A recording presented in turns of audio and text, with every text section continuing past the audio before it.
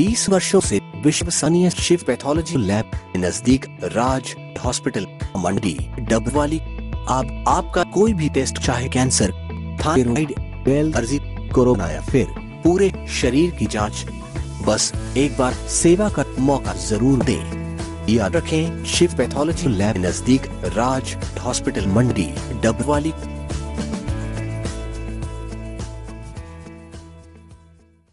नमस्कार, तेज हरियाणा के special bulletin में आप सभी का स्वागत है। हम शुरुआत करेंगे खबर की मंडी डबवाली वासियों के लिए, जो कि अब वर्ष 2021 में नगर परिषद के चुनाव की तैयारियां हैं जो कि शुरू हो गई है। और डबवाली में वार्ड आरक्षण में इस बार जो कि रोटेशन प्रणाली है वो दोबारा से शुरू हुई है, और जिसमें रोटेशन प्रणाली के आने के बाद अब जो दोबारा से पार्षद बनने का सपना है वो कई लोगों का टूट गया है।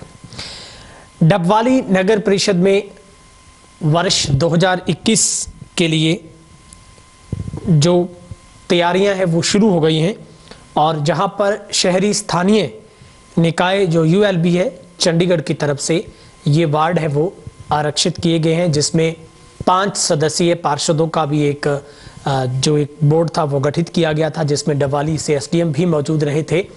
और पूरी कार्रवाई है वो निदेशक अशोक कुमार मीणा के नेतृत्व में की गई है, जहां पर डबवाली से 5 सदस्यीय कमेटी में पार्षद थे वो रविंदर बिंदु, रविंदर बबलू और अंजू बाला, श्यामलाल कुक्कड़ और बलजीत सिंह है, ये वहां पर आरक्षण प्रक्रिया में मौजूद रहे। सामान्य तथा अनुसूचित वर्ग के वार्डों का निर्धारण करने के लिए रोटेशन प्रणाली अपनाई गई है, यानी कुछ नए चेहरों को भी मौका मिल पाएगा। जिस तरीके से पिछले वर्ष और उससे पिछले वर्ष का जो एक इनिंग रही थी नगर परिषद की, उससे पहले नगर पालिका थी, तब वो लोग जो उसी वार्ड में काबिज थे उन लोगों को रोटेट किया गया, यानी कि इस बार उन लोगों को मौका नहीं मिलेगा।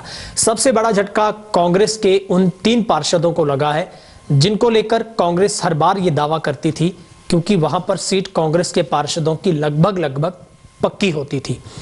जिनमें झटका है वो वार्ड नंबर 14, 12 और 20 में लगा है, क्योंकि वार्डों की नई आरक्षण जो सूची से कांग्रेस के जो दमदार चेहरे थे, जिसमें हम बात करें चाहे वार्ड नंबर 14 से पार्षद विनोद बंसल की बात करें, वार्ड नंबर 20 के पार्षद रविंदर बिंदु की बात करें, हाल ही में बीजेपी में शामिल हुए कांग्रेस के जो पार्षद रहे रमेश बागड़ी वार्ड नंबर 12 से, इन तमाम पार्षदों की उम्मीदें ही टूटी हैं। तो कहीं ना कहीं यहाँ पर नए चेहरे इस बार आएंगे, कहीं ना कहीं जोर आजमाइश होगी इस बार, तो एक बड़े जो दाम पेच है यहाँ पर दोनों ही पार्टियों को खेलने पड़ेंगे।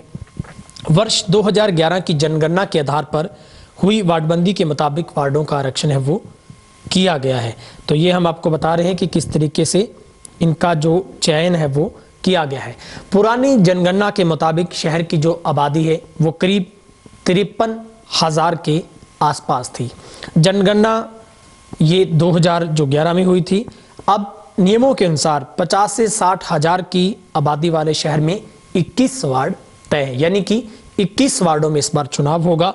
उसी के अनुसार सामान्य और सामान्य महिला वर्ग, उसके बाद पिछड़ा वर्ग और अनुसूचित वर्ग के जो ड्रा है वो निकाले गए हैं। तो ये तय किया गया है। साथ ही चुनाव बेहद नजदीक है, लेकिन अभी भी डायरेक्ट यानी कि सीधे तौर पर जो चेयरमैन का चुनाव इस बार होना है उसको लेकर अभी भी संशय बरकरार है, क्योंकि आरक्षण के लिए चंडीगढ़ में 5 सदस्यीय कमेटी में शामिल जो पार्षदों ने बताया कि वहां पर भी उन्होंने जो स्थानीय निकाय, जो शहरी निकाय डिपार्टमेंट, उससे सवाल पूछा था, क्योंकि जून 2021 में कार्यकाल है वो नगर परिषद का पूरा होने जा रहा है, उसके बाद चुनाव होगा। लेकिन यूएलबी के अधिकारियों ने बताया कि जनगणना के आधार पर ही इसकी घोषणा की जाएगी कि इस बार जो चेयरमैन का पद है वो सामान्य के लिए होगा या फिर आरक्षित किसी वर्ग के लिए होगा। करीब 1 माह पहले इसकी जो आगे की रणनीति है वो तय की जाएगी। तो निश्चित तौर पर अब कहीं ना कहीं डबवाली के उन चेहरों के लिए जरूर एक झटका देने वाली खबर है जो लोग हर बार अपने वार्ड में जीत दर्ज करते थे, और अब उन वार्डों को कहीं ना कहीं झटका लगेगा। सामान्य के लिए जो वार्ड है वो 13 आरक्षित किया गया है और 13 वार्ड आरक्षित किए गए हैं। अब आपको बताते हैं कि सामान्य के लिए कौन कौन से डबवाली के वार्ड हैं जो ड्रा के जरिए निर्धारित किए गए हैं, जिनमें वार्ड नंबर 1, 2, 7, 8, 9, 10 और 13 व 17 शामिल हैं। सामान्य महिला के लिए जो वार्ड हैं आरक्षित हुए वो 3, 11 और 12, 14 और 20 है।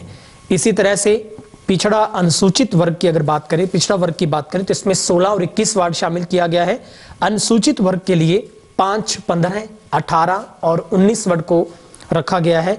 अनुसूचित महिला वर्ग के लिए 4 और 6 नंबर वार्ड है, इसको रखा गया है। तो निश्चित तौर पर कांग्रेस के लिए तो 14 और 20 और 12 एक ऐसे वार्ड थे जो निश्चित तौर पर पक्के चेहरे यहां पर होते थे, लेकिन अब दोबारा से नई रणनीति पार्टी को बनानी पड़ेगी। लेकिन सवाल है क्या इस बार जो एक नगर परिषद के चुनाव है वो सिंबल पर लड़े जाएंगे? क्या बीजेपी भी चाहेगी सिंबल पर? क्योंकि हमने इससे पहले राजस्थान के निकाय चुनाव को देखा, वहां पर बीजेपी का कोई भी कैंडिडेट सिंबल पर उतरा नहीं, यानी कि वहां पर निर्दलीय के तौर पर उतरना पड़ा और बहुत कम ऐसे कैंडिडेट हैं जो जीत है वो दर्ज कर पाए। अब सवाल है क्या हरियाणा में भी बीजेपी इस लायक है चेहरा दिखाने की कि वो कमल का निशान लेकर चुनाव लड़ेगी, या फिर अपने तमाम प्रत्याशियों को वो भी निर्दलीय के तौर पर सामने लेकर आएगी? हाँ, इतना साफ है कांग्रेस और आईएनएलडी जरूर अपने सिंबल पर चुनाव लड़ सकती है, लेकिन जेजेपी और बीजेपी दोनों के लिए बड़ी मुश्किलें हैं कि क्या ये पार्टियां अपने सिंबल पर चुनाव लड़ेगी या नहीं लड़ेगी। लेकिन मंडी डबवाली इनेलो का गृह क्षेत्र है, दुष्यंत चौटाला का भी अपना गृह, उनका गढ़ है। देखना होगा इस बार डबवाली की जो छोटी सरकार है उसमें कौन बाजी मारता है। चेयरमैनशिप इस बार सबसे बड़ा दाम रहेगी, क्योंकि हरियाणा में जिस तरीके से नियम बनाए कि डायरेक्ट रूप से इस बार जनता अपने चेयरमैन को चुनेगी, तो ये एक सबसे बड़ा चुनाव होगा। लेकिन हमने पूरी वार्ड की जो आरक्षण की प्रक्रिया है, जो इस बार रोटेशन को अपनाया गया है प्रणाली को, उसके बाद कई पार्षदों की छुट्टी हो गई है। फिलहाल इस खास अपडेट में इतना ही। ताज़ा और हर अपडेट के लिए आप हमारे चैनल को सब्सक्राइब जरूर कर लें और बेल आइकन भी दबा दें ताकि हर अपडेट हम आपको सबसे पहले पहुंचा सकें।